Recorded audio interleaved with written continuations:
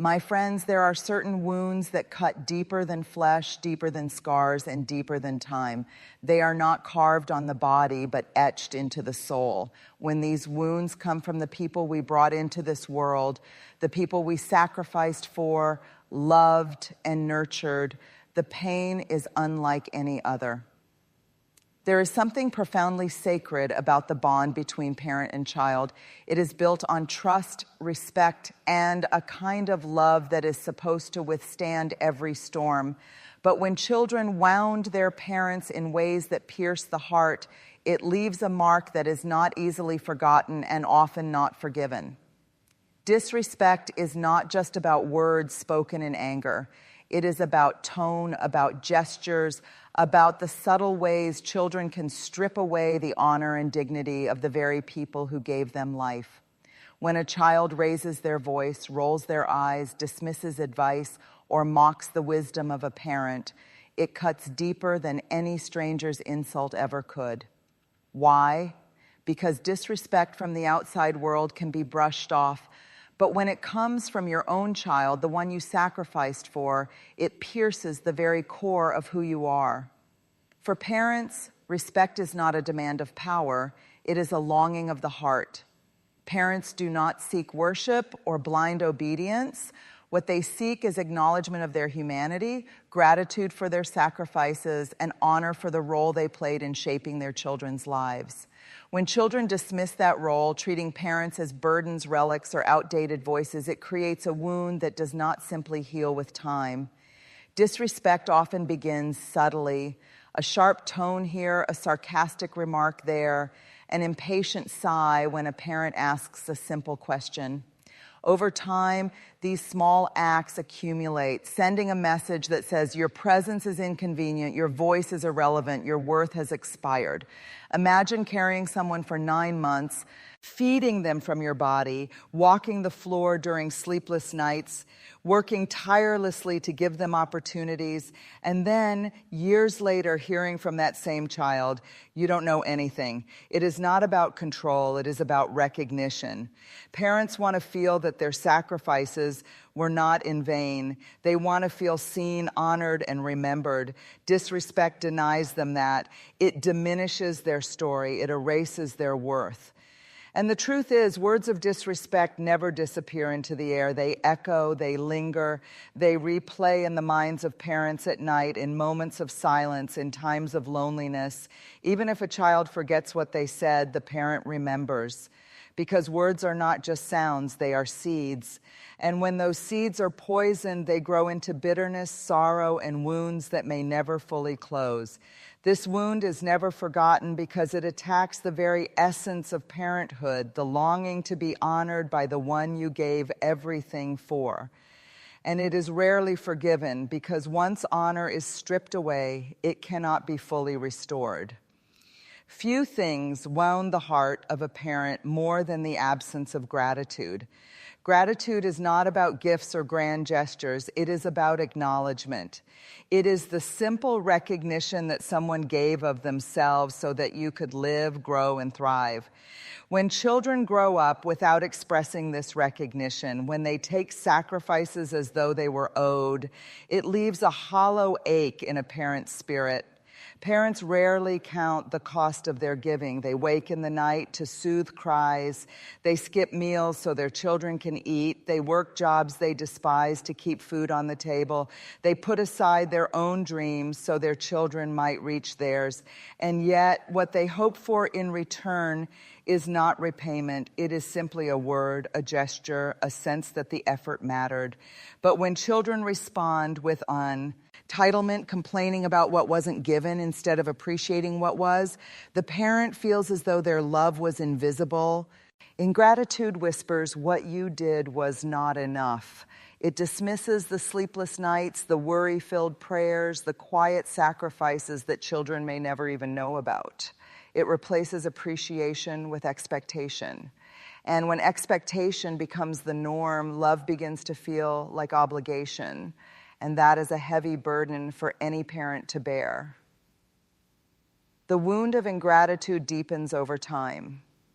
a forgotten thank you here, a failure to visit there, a habit of only calling when money is needed. It all adds up. Each act tells a parent, you were supposed to give, you owed me. And when parents hear this, either spoken directly or implied through actions, it cuts them to their core because they know they gave not from debt, but from love.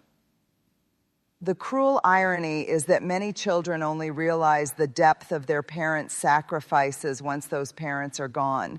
They remember the meals, the clothes, the long hours worked, the dreams deferred, but by then their gratitude can no longer be spoken, and the silence is permanent. For the parent, however, the absence of that gratitude in life is a wound that never heals. Ingratitude is unforgettable because it erases the worth of years of selflessness. It is often unforgiven because it asks parents to accept that their deepest sacrifices did not matter to the very people they made them for. That pain is not a momentary sting, it is a lifelong scar. There is no silence heavier than the silence of a child who walks away. Abandonment is not always a dramatic act. Sometimes it comes slowly through fewer phone calls, shorter visits, unanswered messages, or excuses that keep stretching until one day the connection is gone. For a parent, abandonment is not just about being left behind. It is about being left out of the life they helped create.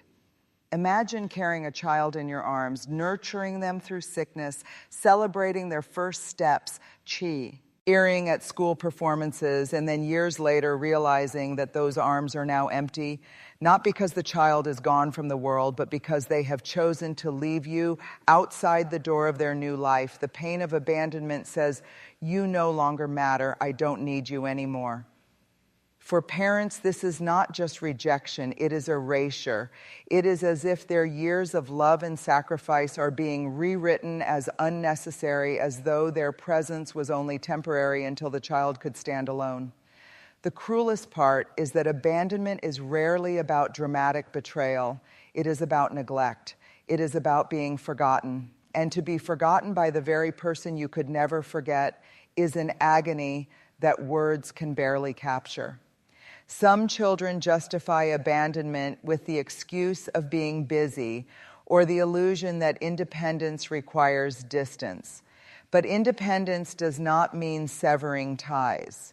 True maturity is not about walking away. It is about carrying the people who carried you. When children cut parents out of their lives, when they are too busy to check in, when they ignore milestones and illnesses, it leaves parents in a silence that grows louder every day. The wound of abandonment is not only emotional, it is physical. Parents feel it in their bones, in the empty chair at the dinner table, in the holidays spent without a visit, in the loneliness of hospital rooms without the comfort of their child's hand. Abandonment is not just about absence, it is about absence that was a choice. And that choice communicates a devastating truth. You are not worth my time. This wound is unforgettable because it attacks the very heart of what it means to be a parent, the longing to remain a part of their child's journey. It is often unforgiven because no amount of later gestures can erase the years when love was replaced by silence. Once a parent has lived through seasons of lying invisible to their own child, the memory lingers like a shadow that cannot be shaken off. Abandonment is not just walking away from a parent. It is leaving them with a lifetime of echoes where love and presence should have been. Betrayal from a child is unlike any other form of betrayal because it comes from the very heart you trusted without condition. Parents spend years building a foundation of trust with their children. They keep secrets safe, they open their homes, they forgive mistakes, and they continue giving even when it costs them dearly. They trust their children not because it is earned, but because it is love. That is why when betrayal comes, it cuts in ways words cannot describe. Betrayal can take many forms. Sometimes it is financial, a child who uses their parents' sacrifices only to waste them, or who manipulates and deceives for money. Sometimes it is emotional, a child who exposes private family struggles, who mocks their parents' pain, or who turns moments of vulnerability into weapons. And sometimes betrayal is relational, choosing loyalty to outsiders while dishonoring the very people who stood by them since birth. Each form leaves behind a scar that throbs long after the moment has passed. When a child betrays a parent, it is not just an act, it is a message. It says, "Your trust was misplaced, your love was naive, your heart was foolish for believing in me." And that realization is devastating. For parents, trust is not a luxury. It is the heartbeat of their relationship with their child. Once that trust is broken, the very ground beneath them feels unstable. The wound of betrayal deepens because parents rarely see it coming. They often excuse small behaviors, believing their child could never turn against them. They lend money without contracts. They share secrets without hesitation. They support without boundaries. And then one day they wake up to find their child has exposed, deceived, or abandoned them in ways they never imagined. Ned possible. It is a kind of heartbreak that doesn't fade, it lingers. Unlike disrespect or ingratitude, betrayal carries with it a sense of humiliation. Parents wonder, how could I have trusted so blindly? How could my own child use my love against me? This self-blame adds another layer of pain because the betrayal is not only about what was done, but also about how it makes the parent question their own worth and judgment. The cruelest part of betrayal is that it cannot be undone. Words cannot erase it. Apologies may be spoken, but trust cannot simply be restored by willpower. Trust is built slowly, brick by brick, over years of faithfulness, and betrayal smashes it in a single moment. For many parents, no matter how much they still love their children, they can never again offer the same unguarded trust. The wound remains open even if they try to cover it. This wound is unforgettable because betrayal shakes the very foundation of what a parent believes about their child. It is often unforgiven because once loyalty is broken, even love cannot fully restore what was lost. Betrayal is not just about what a child does, it is about what it destroys, the sacred trust between parent and child. There is a sacred rhythm to life, a circle that begins with parents caring for their children when they are helpless, and then in time, children returning that care when their parents grow weary. It is one of the most beautiful unspoken covenants of humanity. But when that circle is broken, when children turn away instead of turning toward, the wound of neglect in old age is carved deep into a parent's soul. Neglect is not just the absence of care, it is the absence of presence. It is the unanswered phone call, the visit that never comes, the empty chair at holidays, the silence that stretches across weeks, months, even years. It is the feeling of being forgotten while still alive. For a parent, this neglect does not just cause loneliness, it causes a deep questioning of worth. Did my love mean nothing? Did my sacrifices not matter? Have I become invisible? Old age is not weakness, it is a season. It is a time when parents long not for grand gestures, but for companionship, for conversation, for the comfort of knowing that they are still cherished. When children fail to show up during this season, when they are too busy, too distracted, or too indifferent, the pain is indescribable. It is a betrayal of the natural order of love. What makes this wound especially cruel is its contrast. Parents remember the years they spent bending over cribs, rushing to school meetings, cheering on sports games, and sitting by hospital beds. They remember how their children's needs always came first, and then when their own bodies grow frail, when they face illness or loneliness, the silence from their children screams louder than any words ever could.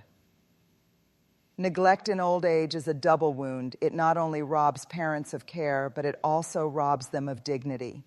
To be treated as though your season of importance has ended, as though your wisdom no longer matters, is one of the most dehumanizing experiences a parent can endure. And because these are often the final chapters of life, there is little time left to rewrite the story. The neglect becomes the last memory, the final imprint of the parent-child relationship.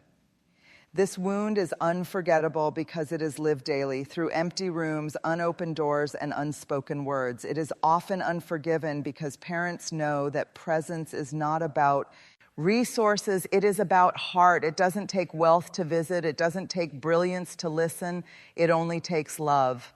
And when children choose not to give even that, the wound of neglect becomes permanent. To be forgotten in old age by the very ones you remembered every day of their lives is not just painful, it is soul-crushing. It leaves a scar that time cannot erase because the very end of life is colored by the silence of those who should have been closest. Perhaps the deepest wound of all is the wound of conditional love. Parents give love freely, instinctively, without calculation. From the moment they hold a child in their arms, their love is not dependent on behavior, achievement, or perfection. It is unconditional because it flows from a place deeper than reason. That is why when children grow up and return that love only under certain terms, it leaves a scar that never fades. Conditional love can sound like, I'll call you if you give me what I want, or I'll respect you only if you agree with me.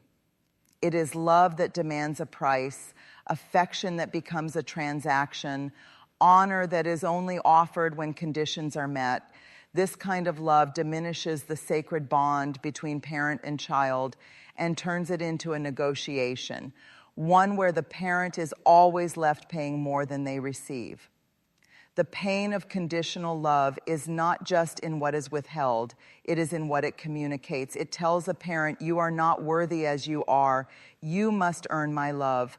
For someone who gave everything without hesitation, this is devastating. Parents are left wondering how the love they offered so freely could return to them so filtered, so measured, so cold.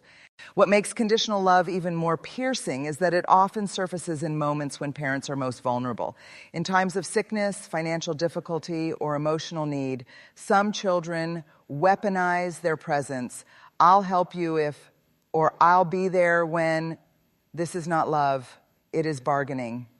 And for parents, it feels like being abandoned, not once, but over and over again, each time their love fails to meet the terms set by their child. The wound of conditional love is unforgettable because it corrupts what should be pure. Parents can endure disrespect, ingratitude, even neglect, but when the love they long for is offered with strings attached, it cuts to the deepest part of their being. This is the place where they hope to find refuge, warmth, and unconditional acceptance. Instead, they find terms, conditions, and limits. And it is often unforgiven because conditional love erases the sacred truth that love is meant to be given, not earned. When children treat love as currency, parents are left not only heartbroken but disillusioned. They may continue to give because that is their nature, but the wound remains, the knowledge that their child's love comes not from the heart, but from calculation. Parents never forget this wound because it rewrites their story. It forces them to question whether the bond they believed in was real. And for many, that is the hardest truth to face, to know that they gave everything freely and unconditionally, yet received love that was measured, conditional, and temporary. This is why conditional love leaves scars that last a lifetime. Because to a parent, love is not supposed to be bargained for. It is supposed to be the one thing they could always trust. The wounds we have spoken of, disrespect, ingratitude, abandonment, betrayal, neglect, and old age, and conditional love, are not small cuts that heal with time. They are deep fractures in the sacred bond between parent and child. They are unforgettable because they pierce the very soul of a parent, and they are often unforgiven because they strike at the foundation of trust, honor, and unconditional love. Parents do not enter the journey of raising children with the expectation of perfection. They know mistakes will happen, that arguments will come, that disappointments are part of life. But what they do hope for, what they long for, is to be honored, remembered, respected, and loved in return for the years of sacrifice they willingly poured out. When those simple human needs are denied, when wounds replace gratitude, the pain lingers long after the moment has passed. And so these wounds are not just personal scars, they are lessons. They remind us how powerful our words, our actions, and our choices truly are. They remind us that the way we treat those who gave us life is a reflection of our character, not theirs. They remind us that time is fleeting and the chance to honor parents is not endless. The truth is, love is remembered, disrespect is remembered, gratitude is remembered, silence is remembered. What children choose to give or withhold will echo in the hearts of their parents forever. And when the echoes are filled with wounds, no apology, no last-minute gesture, no empty words can fully erase them. So let us not wait until graves are covered in flowers to speak the words of gratitude we refuse to speak in life. Let us not assume that parents will always be there waiting for us to come around. The time to honor them is now. The time to give them love, respect, and dignity is now. Because once a parent's heart has been pierced by these wounds, the memory remains. And the question we must ask ourselves is this: will we be the ones who leave them with scars, or will we be the ones who leave them with love,